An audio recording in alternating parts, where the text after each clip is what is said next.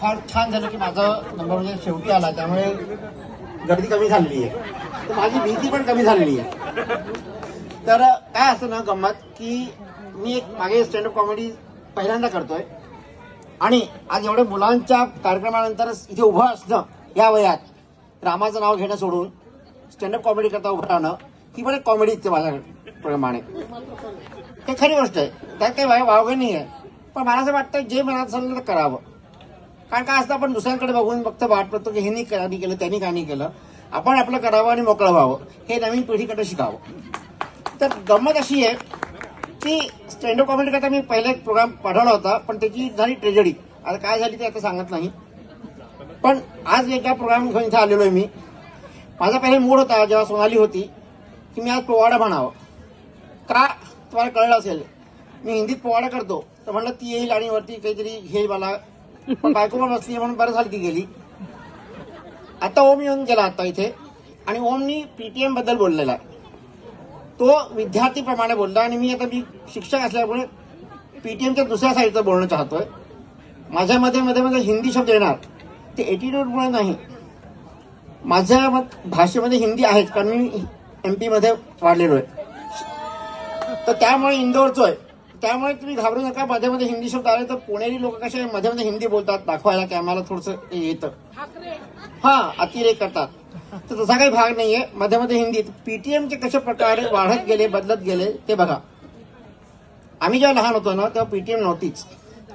आमचे गुरुजी दर रविवारी एक चक्कर घालायचे लावायचे पूर्ण शहरामध्ये आणि न्हाव्याला, डॉक्टरला, प्लंबरला, सायकल रिपेअरिंगवाल्याला भेटत जायचे.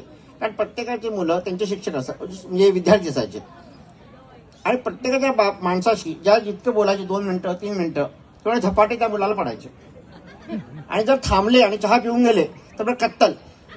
मग आम्ही सभाजी व्हायचो आणि आमचे बाप त्यांचा औरंगाचा रंग राहायचा. तर म्हणून ते आम्ही तेच आता पुढे बोलायची गरज नाही सभाजी भरल्यानंतर.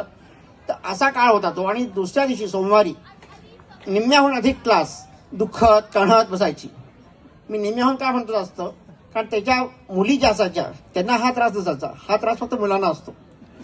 कारण शिक्षकांकडनं मार खाणं, घरच्या लोकांकडनं मार खाणं हे मुलांना त्रास असतो. मुली अगदी व्यवस्थित अभ्यास चोखंदळपणे करतात. मग नंतर आमच्या मुलाच्या वेळेस पीटीएमचा प्रकार थोडा वेगळा होता. नंतर जेव्हा पीटीएम आली आम्ही जायचो शाळेत, तर पहिल्या क्लासमध्ये नेहमी हा व्हायचा आमचं की टीचर आम्हाला सांगायची तुमचा मुलगा बंड आणि भांडकुदळ आहे. तर मग मी म्हणायचो की आम्ही बोलायचो कशी त्या तिला म्हणायची मला कळलं तुम्हाला बघून तो बंड काय आणि हिला बघून म्हणायची भांडकुदळ काय हे कळलं मला आता. तर ते असं भांडकुदळ. पण दुसऱ्यांदा तिसऱ्यांदा ते मग मी हे सांगू लागायची माझ्या बायकोला तुमचा मुलगा जो आहे तो मुलींमध्ये जास्त बसतो आणि त्यांच्याशी जास्त खेळतो वगैरे. मी पण त्याच्यावरती प्रयोग करणार आहे. तो प्रयोग सक्सेसफुल झाला की तुम्हाला सांगेन. मग तो मुलींमध्ये जाणार नाही. माझी बायको म्हणे तो प्रयोग मलाही सांगा नंतर. तर म्हणजे मग मी थांबवी माझ्या नवऱ्याला. पण आता जी पीटीएम आलेली आहे ज्यात भरपूर यंग जनरेशन माझी दिसतीये आपल्या मुलांकडे जाते पीटीएम करता. त्यांचं कसं असतं पीटीएम जाण्याकरता आई आणि वडील दोघं अगदी उत्साही असतात. ओम नसतो पण ओमचे आई बाबा म्हणजे ओम म्हणजे नाव घेतो घाबरू नका ओमच्या आई बाबांबद्दल नाही म्हणते मी. ते उत्साही असतात का कारण ओमच्या जे त्या मुलाच्या आईला दुसऱ्या बाईसमोर आपल्या नवऱ्याचं पाणी उतारा करायचा असतो की मुलगा शिकत का नाहीये तुझ्यामुळे, मुलाचे नंबर का कमी येतात ते तुझ्या बाबांमुळे, मुलाला चांगल्या सवय का नाही लागल्या तुझ्या आईमुळे. तर पूर्ण घराण्याचं जे पाणी उतारा करते ती दुसऱ्या बाईसमोर ह्याच्या व्यतिरिक्त सुख कोणत्याही बाईला भेटू शकत नाही. हे खरं आहे माझ्या मते. आणि नवरा काय जातो तो त्या मिसला भेटणं मिस करणं चाहत नाही म्हणून त्याला तिथे जायचं गरजेचं असतं. ती मिस भेटते त्याच्या मुलाच्या ज्या गर्लफ्रेंड असतात त्यांच्या आयांना भेटण्याचं असतं त्यांना. कारण ते पुढे त्याचे समधन म्हणजे हा हिंदी शब्द आहे मला वाटतं तुम्हाला कळेल त्याचा अर्थ. तर असा एक पीटीएमचा जो प्रकार बदलत गेलेला आहे वेळोवेळी बदलत गेला आहे हा तुम्हाला आता लक्षात आला असेल. तर विचार करा 5 मिनिटांमध्ये एवढं बोलावं कारण 5 मिनिटाच्या व्यतिरिक्त बोलण्याची शक्ती माझ्यापर्यंत उरलेली नाहीये. आता पुरणाची पोळीचा वास मला येऊन राहिलेला आहे. आता मी म्हणतो की तुम्हाला कशा पुरणाच्या पोळीच्या मध्ये येऊ मी. तर मी माझं इथेच थांबवतो आणि तुम्हाला सर्वांना पुढच्या पीटीएमच्या शुभेच्छा देतो. नमस्कार.